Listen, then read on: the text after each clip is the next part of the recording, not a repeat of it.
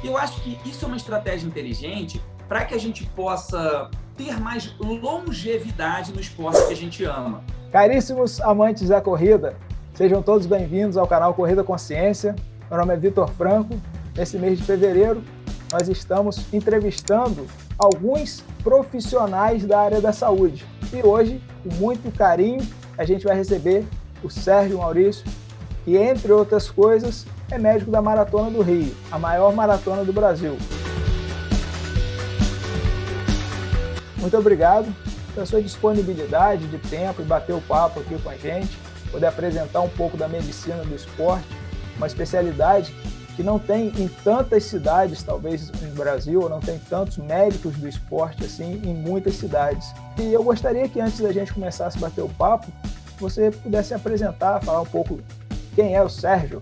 Eu te agradeço aí o convite, Vitor. É muito legal poder dividir isso com a turma. E parabéns pelo trabalho que você tem feito. Vi que você tem feito um trabalho muito consistente, com boas pessoas, buscando fontes bacanas para conteúdo. Porque hoje, através dos meios digitais, a gente tem muito acesso à informação.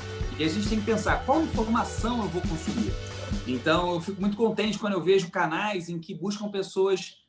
não estou falando que eu sou assim, não, tá, gente? Eu acho que eu sou, mas eu vejo pelas demais pessoas que tem uma coisa muito legal.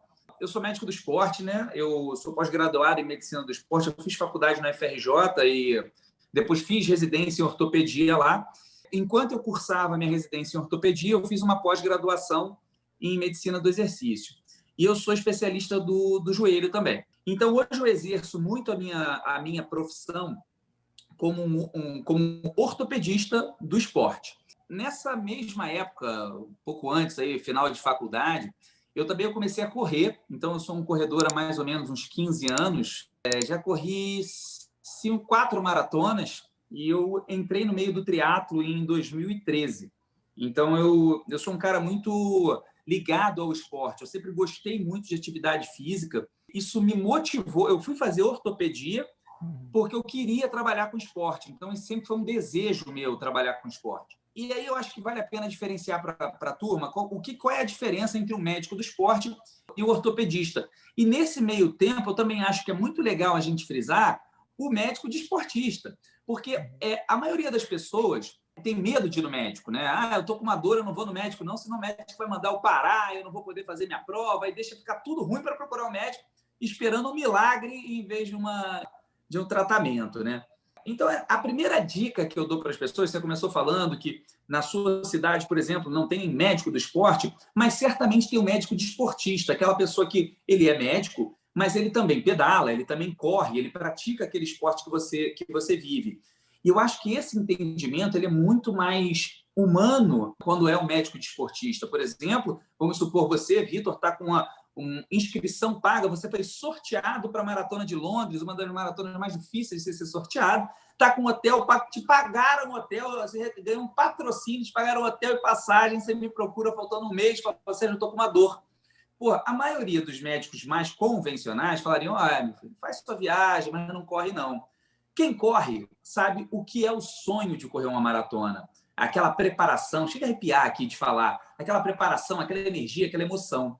Então, você ter alguém ao seu lado, não só o médico, mas como o nutricionista, o fisioterapeuta, alguém que compre essa briga sua, compre esse sonho seu, é uma coisa muito importante. E qual é o papel do médico do esporte? O médico do esporte ele é um clínico do atleta. Durante a especialização em medicina do esporte, nós estudamos ortopedia, cardiologia, nós estudamos fisiologia, pneumologia do exercício, nutrição, prescrição de treino. Então, a gente acaba tendo uma visão geral, claro, cardiologia não como um cardiologista, fisiologia não como um fisiologista, prescrição de treino não como um professor, mas a gente passa a ter um entendimento global da coisa, de como a coisa tem que ser. Por que isso é muito importante, principalmente quando nesse início de ano, né, quando a gente chama de pré-temporada ou período de base, para os atletas? Bem, quando você vai no médico do esporte, muitas vezes, se você não é uma pessoa que fez ali recentemente, ele vai fazer um check-up cardiológico. Por eu ser um ortopedista do esporte, atuar mais nessa área, eu acabo direcionando para alguns colegas. O que eu acho muito importante, porque você, infelizmente, cara, acontecem episódios de mal súbito, de morte súbita na corrida. A gente sabe de corrida ou outra que, pô, aconteceu aquilo. É muito triste, mas a maioria desses casos poderiam ter sido evitados se essa pessoa tivesse um acompanhamento cardiológico periódico. Porque a maioria dessas paradas cardíacas em atletas jovens, elas acontecem por arritmias ou um aumento do coração, a chamada cardiomegalia, que pode ser prevista por um exame físico e um eletrocardiograma, uma coisa que todo cardiologista faz quando você vai lá no consultório dele.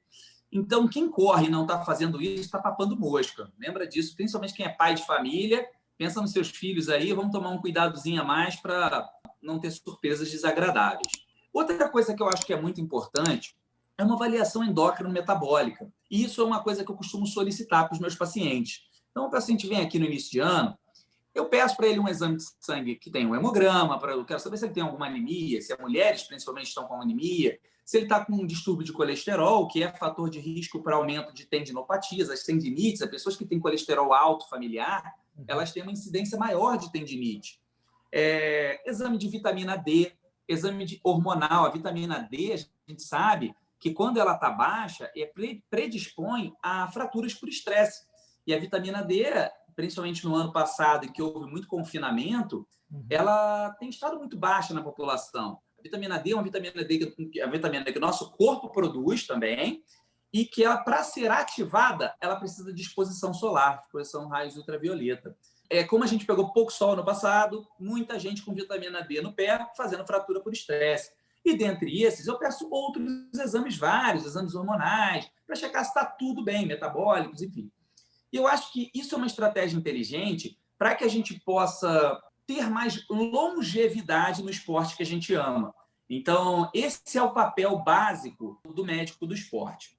Como eu sou ortopedista, e na época eu quis fazer medicina do esporte porque eu já praticava triatlo na época, e queria entender mais sobre o meu corpo. Eu fiz a medicina do esporte para mim, acabei trabalhando com isso, mas fiz ela para mim.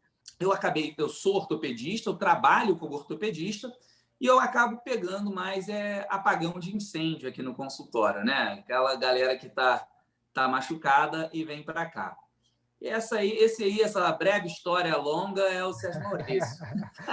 E a medicina do esporte. Na Maratona do Rio, a gente acha, é a maior maratona do Brasil em número de inscritos. Da América Latina, sabia? Que é a maior maratona da América Latina. Todo mundo que vai correr está pronto.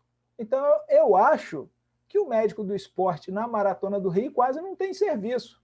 Como que é o seu dia de trabalho na Maratona do Rio? Tem muito trabalho? Sim, acontece bastante coisa na Maratona do Rio. A gente tem o Rio é um lugar quente, a gente acaba, por conta desse calor, e nem todo mundo está tão preparado assim, Vitor. A gente vê aquelas pessoas que eu chamo de volume maníacos, né?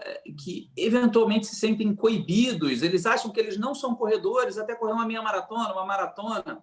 E aí, com 2 anos de esporte, acabam entrando nesse mundo. Isso é uma armadilha muito grande, isso é um tiro no pé. Como é que a gente mede lesão na vida da pessoa? A gente pega um grupo X, e coloca eles para praticarem 1.000 horas de exercício.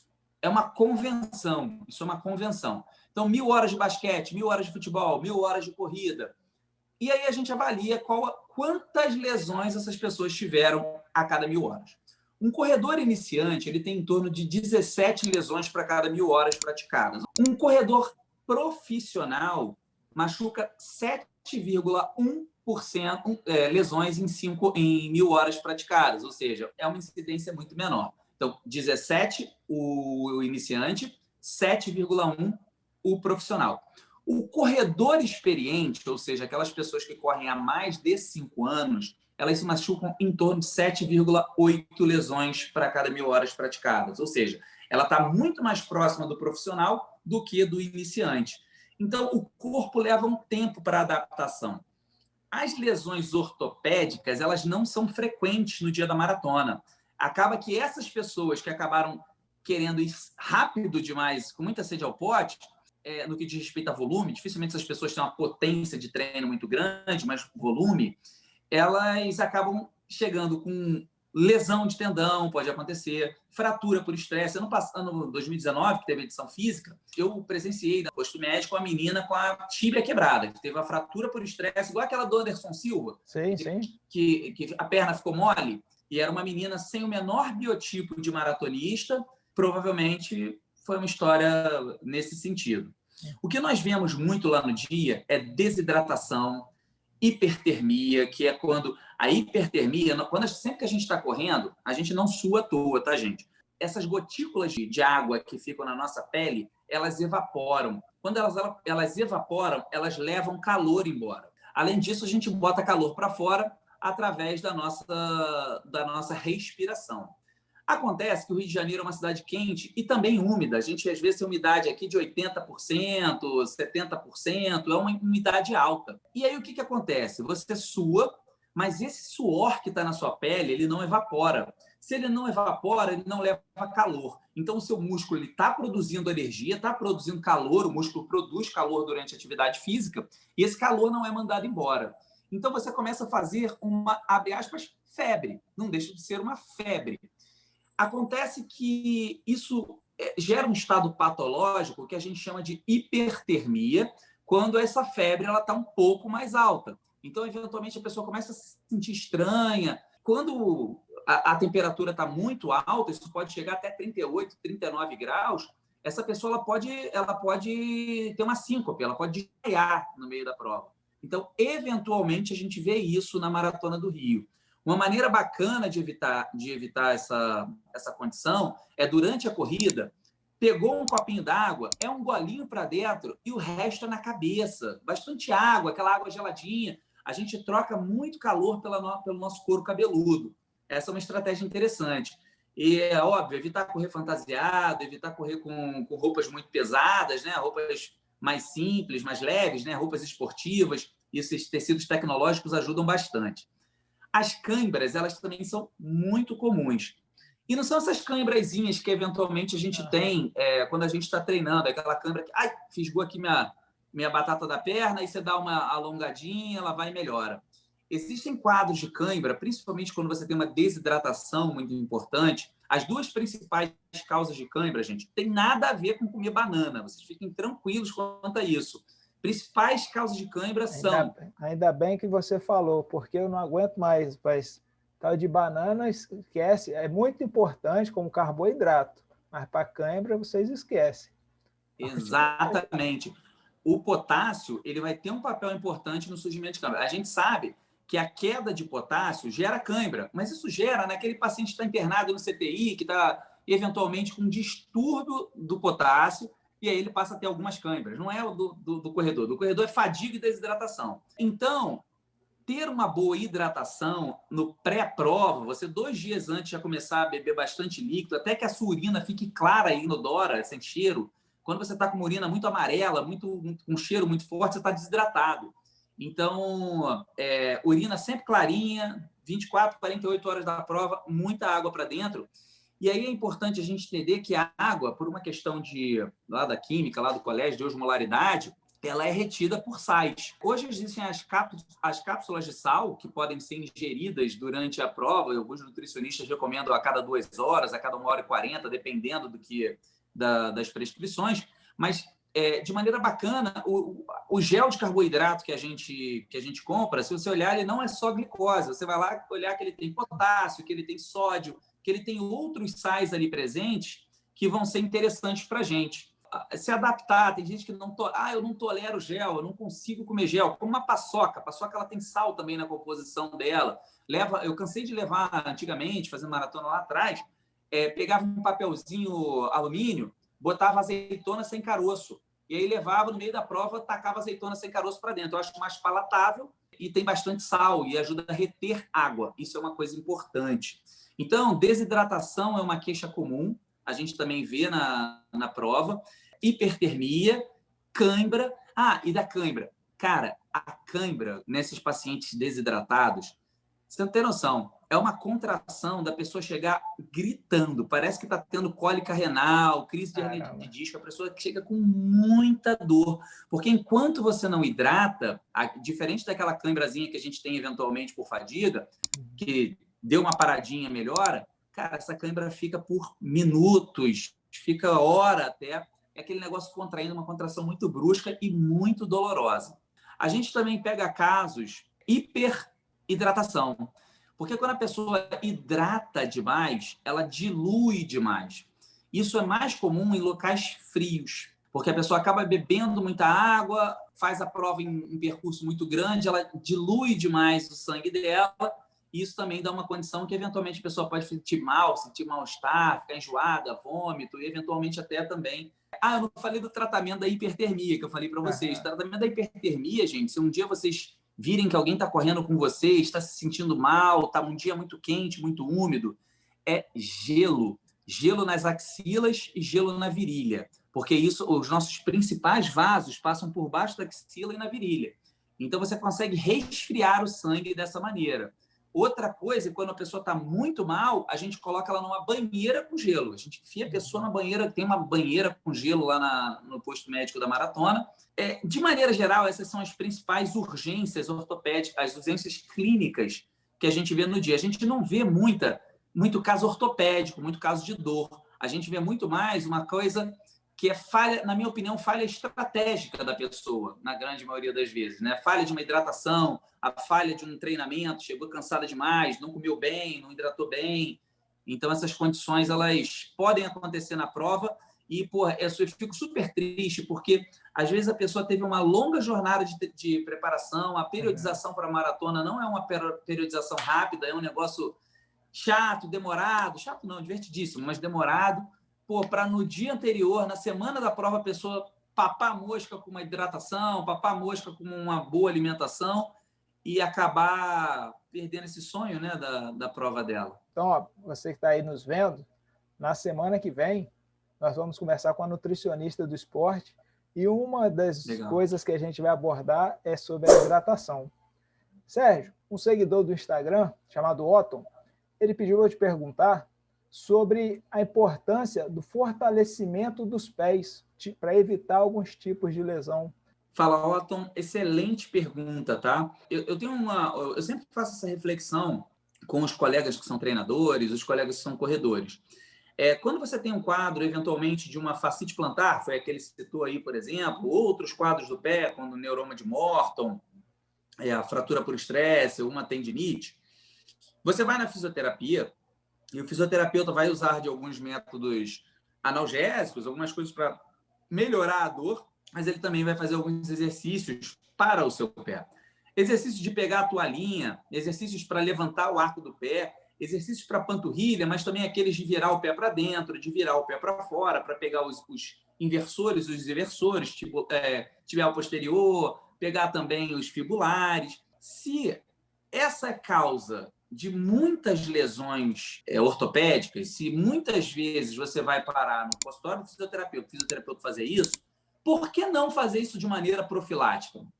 Aí existe uma corrente que diz que o próprio gestual da corrida ele já é suficiente, porque não são músculos tão grandes, então já é suficiente para fortalecer, o que é uma verdade. De fato, se não fosse assim, a grande maioria dos corredores se machucaria. Só que eu acho que se a gente pode fazer um a mais para ter uma forma preventiva de não ficar longe do esporte que a gente ama, é uma estratégia sábia, é uma estratégia inteligente no meu modo de enxergar as coisas. Eu acho que fortalecer a musculatura do pé é legal. Também parar para ficar fazendo exercício com toalhinha, ficar pegando coisa com os dedos do pé, eventualmente é uma coisa que a gente acaba deixando de lado. E aí uns pesquisadores fizeram um estudo legal que foi o seguinte, pegaram um grupo e fizeram análise de força da musculatura do pé, e um grupo ficou fazendo exercícios fisioterápicos de fortalecimento, como pegar a toalhinha, levantar o arco do pé, separar os dedos, e o outro grupo ficou andando no cotidiano deles com tênis minimalistas. Ambos os grupos tiveram aumento de força da musculatura do pé. Então, talvez andar mais descalço, caminhar descalço na areia fofa, ou incluir, ou na areia dura ali, né? Dar uma caminhada na areia dura, e incluir, de repente, uma vez por semana, um treino descalço na areia. É uma coisa que eu falo muito para meus pacientes. Faz um treino descalço na areia dura ali, cara, para sentir o seu pé, até para Eu não sei se vocês já tiveram experiência de correr descalço na areia. Cara, a sua percepção de solo, ela muda de uma maneira muito interessante. Convida todo mundo, não sou favorável às pessoas mudarem aí para aquela corrida descalço, né? Principalmente da noite para o dia. Não sou contra, mas não sou favorável às pessoas ficarem mudando. Mas convido a vocês fazerem uma experiência de sentir a corrida descalço. Como ela é curiosa e como ela mexe na sua corrida. E eu já vou aproveitar. Ó. Hoje é segunda-feira. Na quinta-feira vai ter um vídeo como correr descalço. E é bem exatamente o que o Sérgio está colocando para a gente. Como começar a correr? Será que vale a pena sempre correr ou não? A gente vai ter esse vídeo na quinta-feira, como correr descalço. Eu recentemente postei um vídeo, recentemente mais ou menos, tem quase um ano, no meu Instagram, que quem quiser seguir é @SérgioMaurício. Eu me filmei na esteira com um TNX e descalço, né? E a câmera ficou parada, né, esse tempo todo. E é muito curioso, você vê uma redução da minha pronação, do retropé, alguns detalhezinhos que são perceptíveis mesmo na sensação da minha corrida. Não sou um adepto a isso, eu acho que o sistema de amortecimento ele é uma coisa que veio para somar, principalmente para nós que somos amadores, para nós que temos que, depois do nosso treino, ter que ficar trabalhando, né? Às vezes 8 horas, 10 horas de pé, dependendo da profissão de cada um. Mas é uma coisa curiosa, é uma coisa interessante. Eu não olho com maus olhos. Aqui nesse canal, nós estamos com o Reality, que é um grupo de amigos. Todos eles estão buscando a primeira maratona. É o projeto do 0 aos 42K. Mas isso só em 2022, provavelmente lá no segundo semestre. E a gente está aproveitando, está fazendo alguns quadros aqui no canal. Qual dica, quanto médico do esporte, que você pode, de repente, falar para esse grupo específico de corredores que está buscando essa primeira maratona? Tem alguma coisa diferente do que você já comentou até agora? Muito legal. Essa dica vai acabar sendo válida para todos os ouvintes que querem evoluir dentro do esporte. Qualquer conquista na nossa vida, quando vamos pensar em prova de maratona, vamos trocar isso para uma prova de concurso que vocês querem fazer. Quando vocês vão fazer uma prova de concurso, vocês acabam procurando um cursinho para saber, para nortear o que vocês vão ter que estudar, quais são as matérias que vão cair. Ou seja, vocês precisam procurar um treinador experiente nesse assunto. É interessante ter alguém que já passou por essa experiência com outras pessoas, que conhece diferentes caminhos para chegar naquele fim, para que ele te tutore, para que ele te ajude nesse caminho. E aí, outra coisa que você vai fazer é estudar. Na hora de você estudar, você vai começar a fazer certos planejamentos. Se você estudar demais no início, você chega lá no final da sua prova, dali a 1 ano e meio, 2 anos, no concurso, cansado. Se você tiver uma estratégia de começar mais devagar e aumentando a sua jornada de estudos até lá, você chega mais inteiro e você consegue dar um gás na reta final. Se você fizer planejamentos ou pequenas metas nesse período, a coisa fica mais motivadora, porque você consegue fracionar o seu problema em problemas menores. Então, eu vou correr 2 meias no ano que vem, e essa primeira meia eu vou fazer para completar, a segunda meia eu quero baixar para tal tempo, e aí vou preparar para o ano seguinte.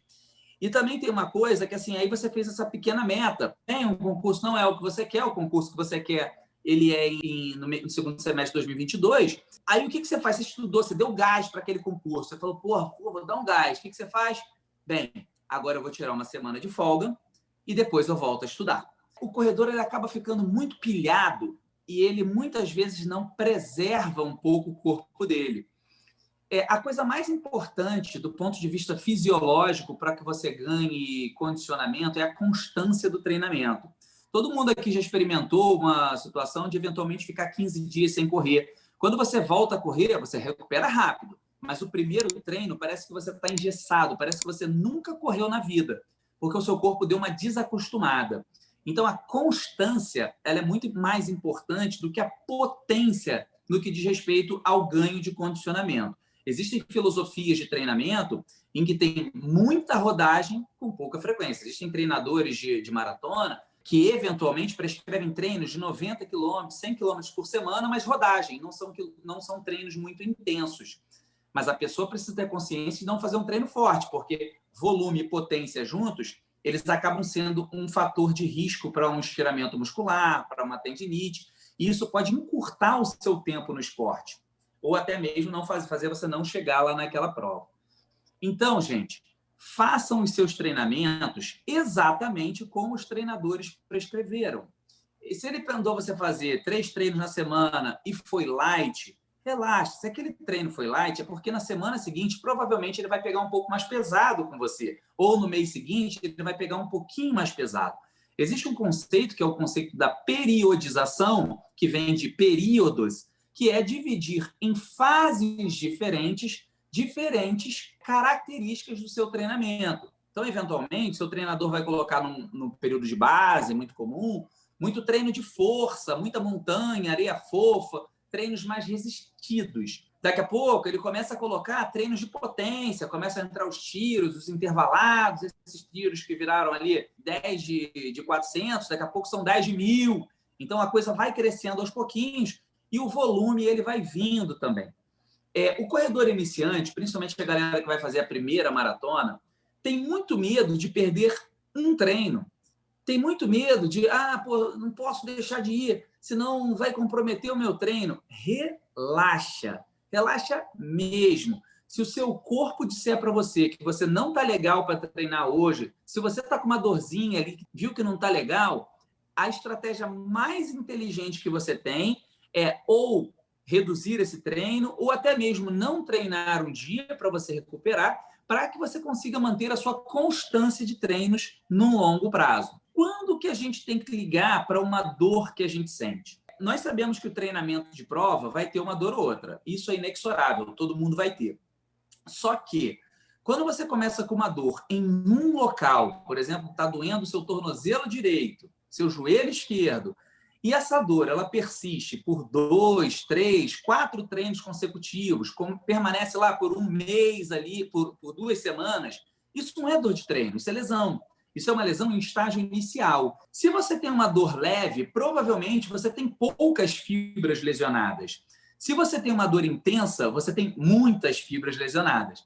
Então, é mais interessante você tratar uma lesão quando você tem poucas fibras do que quando essa lesão está muito grave.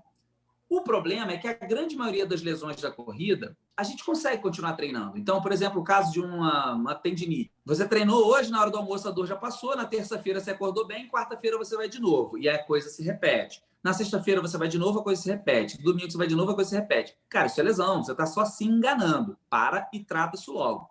E aí, como eu falei no início do podcast, não deixe de procurar um médico desportista, porque muitas vezes o que a gente precisa fazer é o seguinte: você está correndo 60 km na semana, liga para o seu treinador, cara, olha só, você acha que consegue segurar o volume dele para uns 30 km na semana, ele não fazer treino de tiro por 2 semanas para que a gente faça uma fisioterapia, uma medicação, trate essa lesão dele e depois ele volta? Consigo sim. E a gente pega esse dia extra, de repente, troca por uma bike, faz alguma modificação. Quando uma dor persiste, então, por mais de 5 treinos, 3, 4 treinos, mais de 10 dias, ou você está mancando, não se enganem. Estão lesionados, procurem logo para que vocês não fiquem longe da linha de chegada. Então, assim, as principais dicas são essas, sabe? Buscar um treinador experiente em prescrição de treino de corrida, isso é legal pra caramba. Fazer um trabalho organizado, tenha estratégia, não tenha pressa. Você não precisa fazer volume lá atrás, você precisa fazer volume perto da prova. Então, pensem mais em solidificar as coisas antes de você esticar a corda, vamos dizer assim. E como dica final, não negligenciem seus treinos de musculação. O corredor ele não gosta muito de fazer treino de força, por 2 motivos. Primeiro, porque não gosta mesmo, não gosta de ficar trancado num ambiente fechado, não curte a musculação. Segundo, porque alguns acham que vão ficar musculosos, que vão ganhar massa e isso vai atrapalhar na corrida, o que é um mito, tá? Se você está treinando para uma meia maratona, se você está treinando para uma maratona, cara, tu não vai ganhar massa. Você pode tentar quanto você quiser que você não vai ganhar massa. Você pode lá malhar todo dia que você não vai ganhar massa, porque o seu treino metabólico é muito grande. Normalmente, um treino de força 2 vezes por semana, ele melhora a sua performance e ele vai prevenir lesão. Por que todo atleta profissional faz musculação? Porque é importante. O que vocês virem que o atleta profissional faz, copia. Por exemplo, um tema super polêmico, meia de compressão. Já viu o atleta profissional correndo com meia de compressão? Não tem. É porque durante corrida aquilo não melhora a performance. Mas eu me sinto melhor. Usa. Pode continuar usando. Mas melhorar a performance, não. O que melhora a performance, não quero ficar falando de marca aqui, mas lá, lançou o Vaporfly. Cara, todos os atletas estavam de Vaporfly no pé em meses, porque é um tênis que mexia na performance. Então, todo atleta tem um massagista, todo clube de futebol no mundo, de basquete, todo clube de atletismo tem um massagista, que é uma coisa que muitas vezes as pessoas não dão valor. Massagem periódica, repouso, boa qualidade de sono, boa alimentação, boa hidratação, fortalecimento muscular. Então, cara, quem segue a cartilha bonitinha, esse não tem dor de cabeça, não. Agradeço por você falar tantas dicas bacanas, especiais e por apresentar um pouco da medicina do esporte para os corredores. Pô, eu que agradeço aí o convite, a oportunidade de dividir conhecimento. Acho que o conhecimento nasceu para ser dividido. Ficar guardando conhecimento agora é a maior hora desse mundo. O conhecimento a gente troca, né? Um aprende com o outro o tempo todo. E a melhor maneira da gente aprender é ensinando. Eu acho que é pouco tempo para a gente falar muita coisa, né? E a gente vai ter outras oportunidades de trocar uma ideia, de poder ajudar a todos os corredores aí do Brasil que te ouvem. E forte abraço a todos, uma excelente semana, bons treinos e boas corridas. Aqui embaixo tem o Instagram do Sérgio para vocês seguirem direto para lá, se inscreverem lá também. Se inscreva aqui no canal. Agradeço a todos vocês e sigam em frente, evoluindo sempre.